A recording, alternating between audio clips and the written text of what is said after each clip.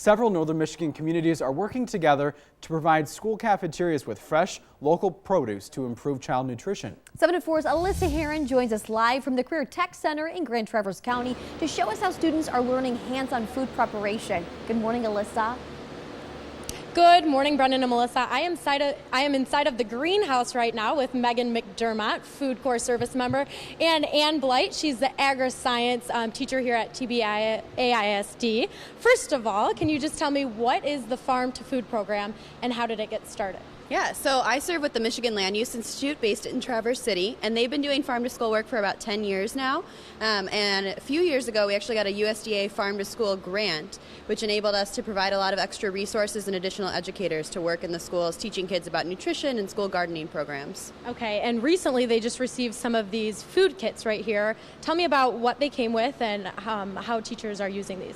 Exactly. So we actually love cooking in the classroom. It's one of the best ways to get kids eating healthy foods, really get them hands-on, engaged in growing things, and then eating it by preparing it in the classroom. So we've got a hot plate for teachers. We have pots and pans, kid-safe knives, all sorts of the essential tools that you need to really work with kids.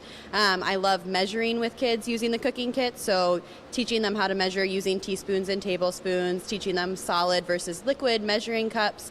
You can do a lot of different things with cooking in the classroom. Okay, so it's really bringing in several different subjects in the classroom, such as math, science, and agriculture, everything like that. Yeah, exactly. Okay, and so I'm going to turn over to Ann, and I want you to kind of tell us how your students take part in this program. Our students take part by growing the seedlings that go into the school gardens, and so last year we did that. We hope to do it again for the teachers that want it. And what we do is our students actually, we're hoping to get them to mentor some of the elementary students in their programs. Okay, and some of the plants that you grow here is actually used throughout the school. Tell me about that. Yes, our culinary class uses our basil, Swiss chard. We've had mint in the past, and our chef loves the edible flowers, so he uses our begonias and violets, nasturtium, my hibiscus, that he uses. So he's in here just about every other day picking something. Oh, yeah. That he uses. And this basil smells amazing. And coming up at 6:30, we're actually going to show you how to make some homemade pesto. And this is something that the teachers would teach the students inside of their classroom. Plus, coming up at 6:30, I'm here live at the Career Tech Center in Traverse City, showing you how communities are getting involved with Farm to School. This and more after the break. 7 and 4's Alyssa Heron joins us live from the Career Tech Center in Grand Traverse County, all to show us how students are learning hands-on food preparation. Good morning, Alyssa.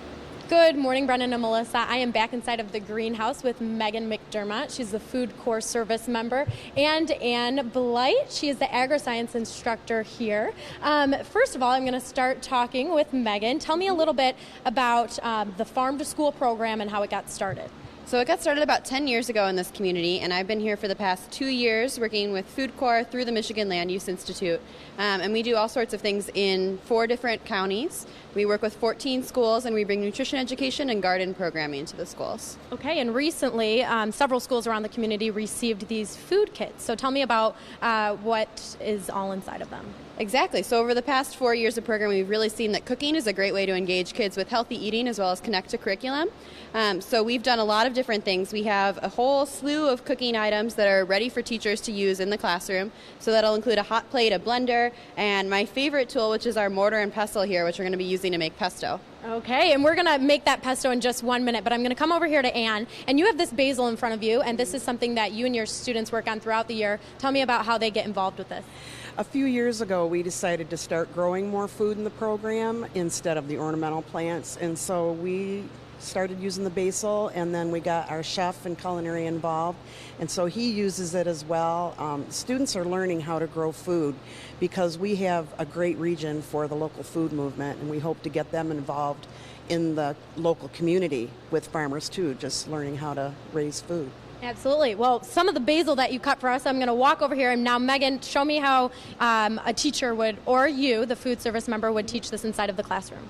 So we do measuring a lot with kids. It's a great way to get them involved with cooking. And then this particular pesto recipe came out of a garlic mustard recipe, which is an invasive species in Michigan. And so a teacher wanted to do a lesson on invasive species, and I thought, what better way to do it than to have them harvest it and then eat it.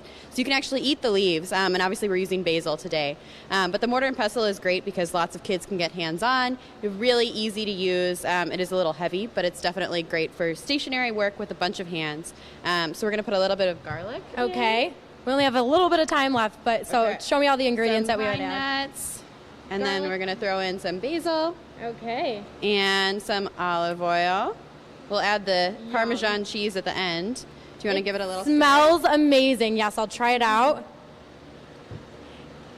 And we're actually running out of time here, but we're finishing this up, and you were making some during the break, and it's something very simple and quick that people can make. Yeah, exactly. It's super easy to make at home. You can do it in a blender if you don't have a mortar and pestle, or you can improvise using a fork and a bowl pretty easily. All right. Well, thank you so much for joining us, and we'll put this recipe and more online at our website, UpNorthLive.com. Reporting live in Traverse City, Alyssa Heron, 7 and 4 News.